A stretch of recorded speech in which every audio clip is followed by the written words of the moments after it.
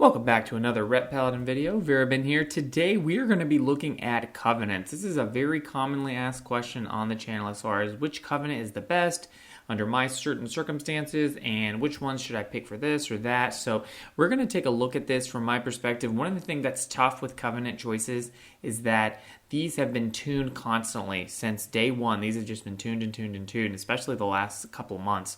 So whatever we talk about today is possibly going to not be true in the next week, the next 2 weeks. I think Blizzard is potentially going to continue to tune these as we go forward into live, which is kind of scary because this is a pretty big choice. There is definitely, it's not that big a deal to change covenants, but it is a big deal to go back to a covenant that you've already selected one time. So it's definitely going to set you back under any circumstances. So it's an important decision that you're going to make. So we're going to look at Kyrian, Necrolord, Night Fae, and Venthyr. We're going to talk about which one is really good or not so good in Mythic Plus, Raid, and PvP. So those are the three primary kind of competitive situations. So we're going to look at those, all three of those in detail. So let's take a look.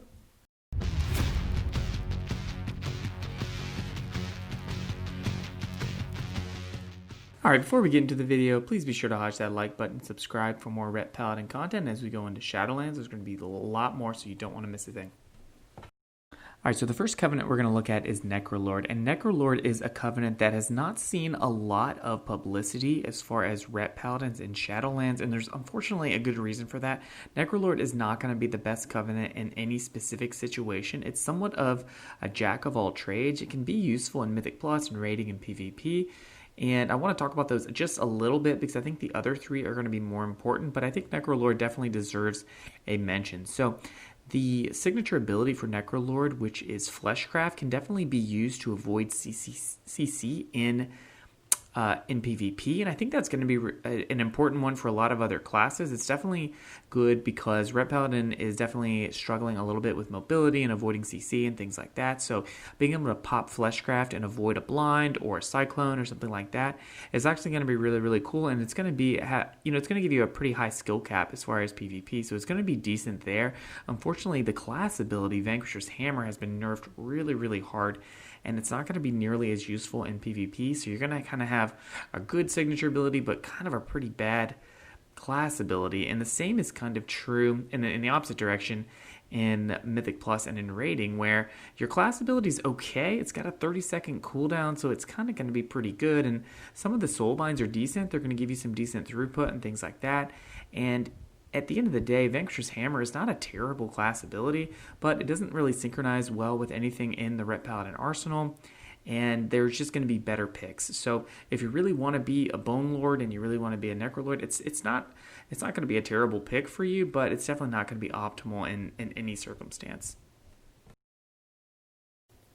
Alright, so the next one we're going to talk about is Kyrian, and Kyrian has some really strong synergy with some of the Ret Paladin abilities and talents and things like that. So specifically in PvP, Kyrian is going to give you some really strong bursts when you combine that with Lawbringer and the Kyrian conduit, potency conduit that grants up to 3 additional hits of judgment on a single target, and that is going to generate a lot of holy power. It's going to proc Lawbringer, so it's going to be a really, really strong for burst PvP damage, and burst is really the biggest thing that matters in PvP. So Kyrian is going to be a really, really good PvP talent, and it's going to be a really good pick. So in addition to that, in Mythic Plus, it's going to be strong for AoE because it's going to align with our 1-minute burst window, which is going to include things like Wake of Ashes and Final Reckoning and Execution Sentence if you choose to take that one. So it's going to be a really, really good pick, and I think that it just in general is going to obviously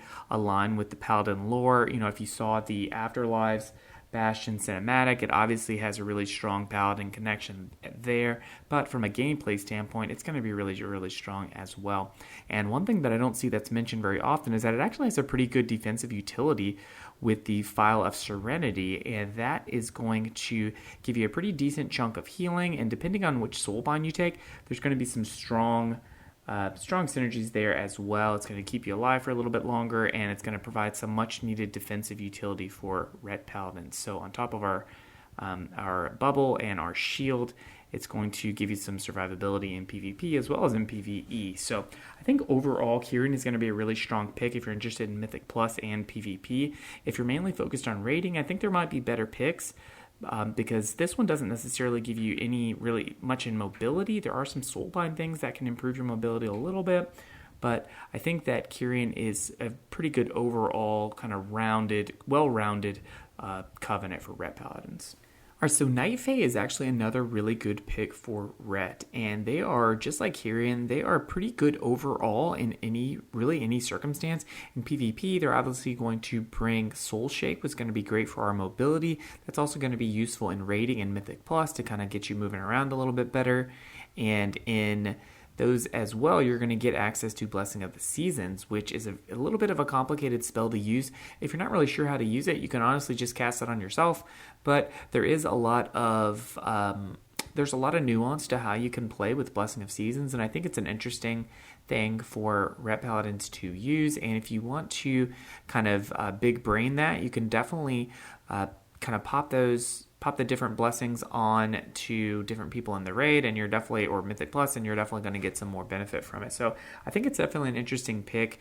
And Night Fae is not really the best at anything. I wouldn't say it was the best at AoE or in Mythic Plus or in single target in raiding or in PvP.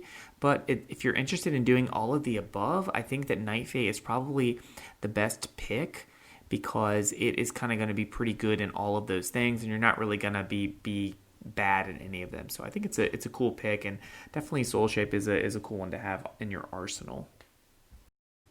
All right, so last but definitely not least is Venthyr. And Venthyr is another one that is actually really, really good all around under almost any circumstance.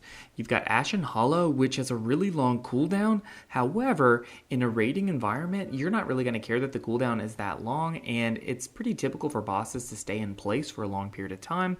So having Ashen Hollow and a long cooldown, it doesn't really matter, and it's going to do a ton of damage. It's going to allow you to do Hammer of Wrath. It's a really, really good class ability. And you're also going to get access to Door of Shadows, which is a great mobility ability that is going to allow you to teleport. It's just shadow damage, so you can't be interrupted on your holy school, so that is really interesting. So if you're interested in raiding in any real capacity, I think Venthyr is definitely an interesting pick, and you're not going to be mad about going Venthyr if you PvP as well, because you're going to get access to Door of Shadows.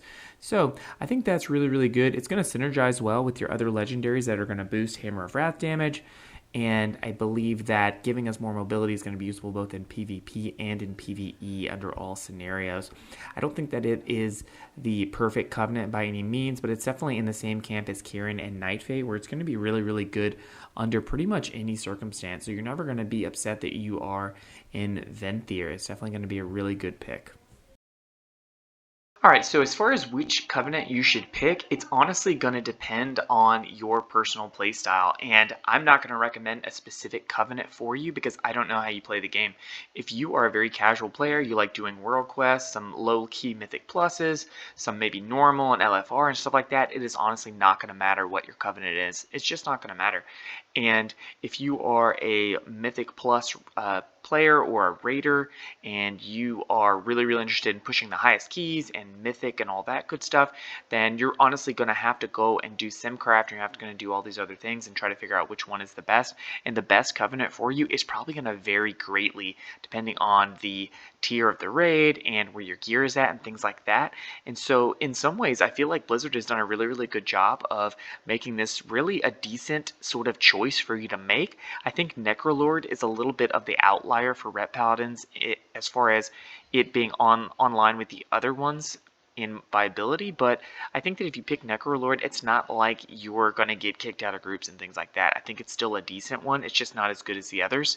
So for me personally, I'm going to pick Kyrian because I'm mainly going to be doing Mythic Plus and Rated Arena. So I think that it works well for both of those things. I think it has drawbacks and strengths, but I think that that's okay, and I think that we should expect that. I think that it's cool to be able to kind of pick a covenant that isn't necessarily just looking at a spreadsheet and saying this is the best one because of X, Y, and Z. It's just that I think it works best for my playstyle, and I think for the content that I'm most interested in doing, it's going to be the pick for me. So that is where it stands right now, and we are just hours away from Shadowlands at this point, so hopefully you found this video helpful. If you did, please be sure to hush that like button and subscribe for more. If you disagree, please be sure to comment below, and I will see you guys in Shadowlands.